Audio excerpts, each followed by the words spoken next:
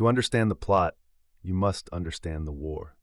For decades, the name Paul Massey was synonymous with the Salford underworld. Known as Mr. Big, Massey was an intimidating figure, a former security consultant who, in his later years, was often seen as a powerful, if controversial, local figure. Massey was the mentor and associate of the rising gang leader, Stephen Britton. Britton's faction became known in the media as the A-Team. They were feared, organized, and, for a time, relatively untouchable. But power always breeds rivalry. In the years leading up to 2015, a significant splinter group broke away. They were known as the Anti-A-Team, and their leader was a younger, increasingly aggressive figure named Micheal Caroll. The feud between the Britton and Caroll factions was not a slow burn. It was an explosion. The conflict started, as many gang wars do, over a petty matter of disrespect.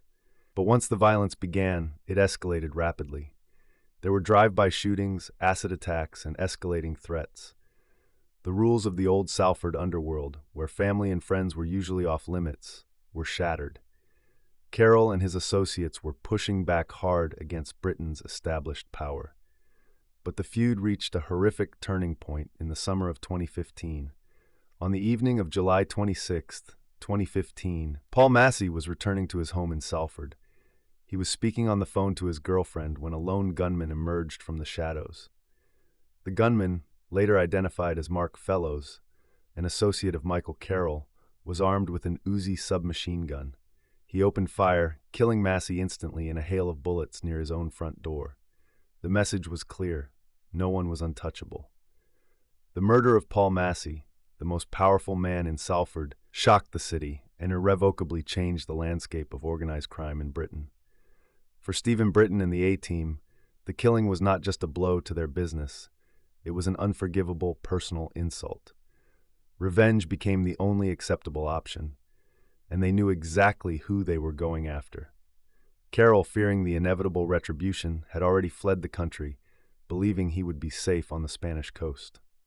He was wrong. As the news of Paul Massey's assassination dominated headlines, one man knew his life was forfeit: Micheal Caroll. He was the alleged leader of the rival faction, and his associate, Mark Fellows, had just pulled the trigger on a man the A-Team considered a father figure.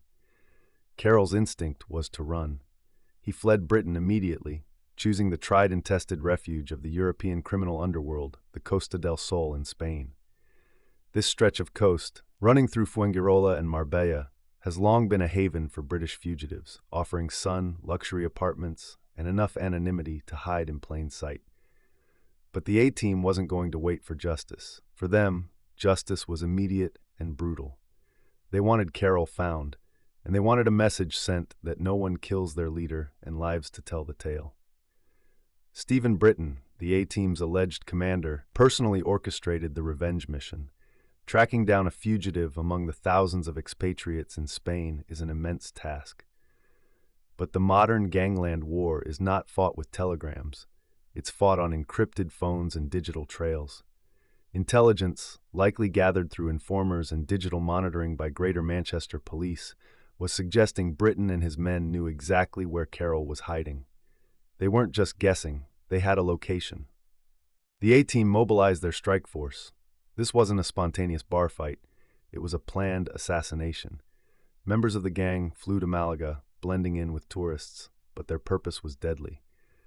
This plot, however, was already being watched. British and Spanish police, specifically GMP detectives in Spain's Policia Nacional, were working in secret collaboration. They knew the feud was heating up, but they needed hard evidence to intervene on foreign soil. They watched as the A-Team closed in. The moment they had been waiting for came in February 2016. The police got the green light to raid an apartment in a complex near Marbella, where the A-Team hit squad, including Stephen Britton, was staying. The evidence recovered was chilling. This was not a trip for quiet conversation. Officers seized a significant cache of weaponry, items specifically chosen for a torturous final act. First, they found a loaded semi-automatic pistol, a clear intention to kill. Second, they found a collection of long, intimidating knives.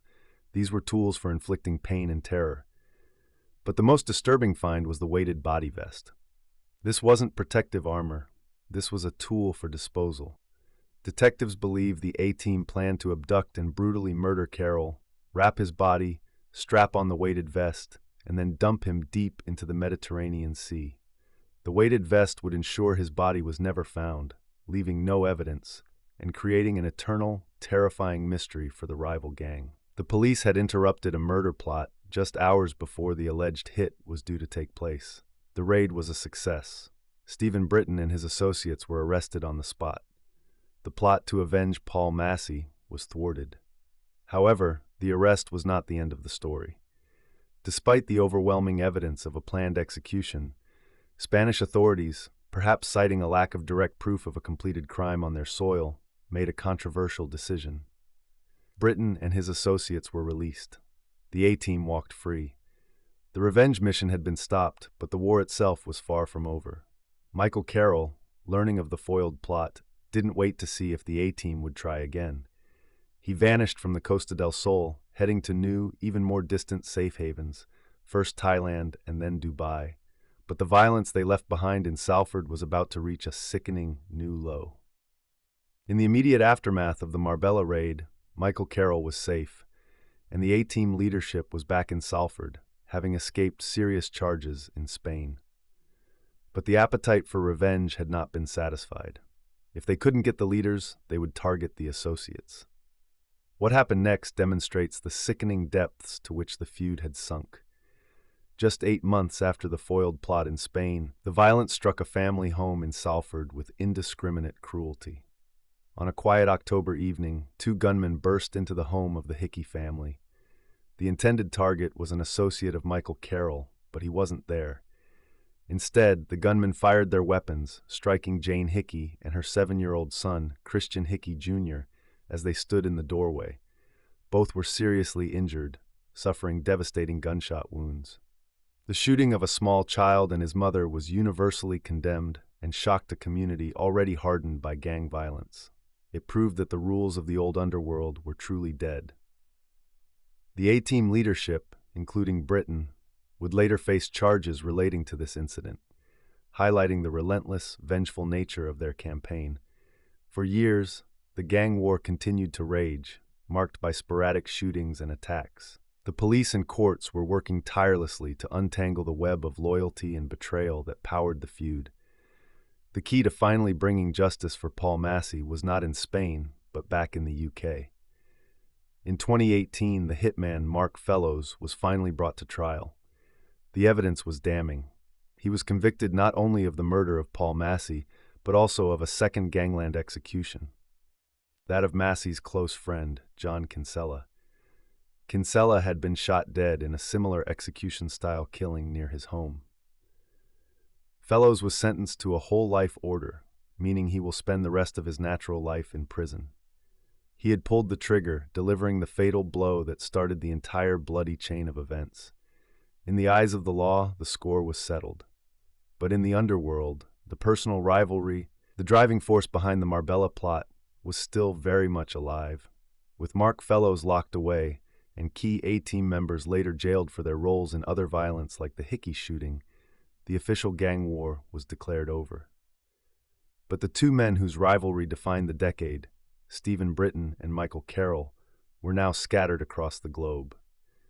Caroll, the intended target of the weighted vest, had ended up in Dubai, the new playground for international fugitives. Britton, too, spent significant time in the region. Underworld rumor suggests that years after the Marbella plot, the 2 leaders finally met again, not in the back alleys of Salford or the luxury villas of Spain, but in the anonymity of the Middle East.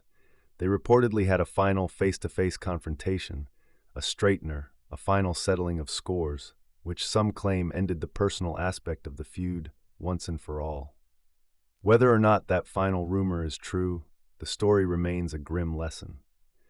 The foiled plot in Marbella was a snapshot of an escalating conflict, a conflict that began with a matter of local pride, was fueled by assassination and revenge, nearly ended in a gruesome international murder, and finally resulted in the injury of an innocent child.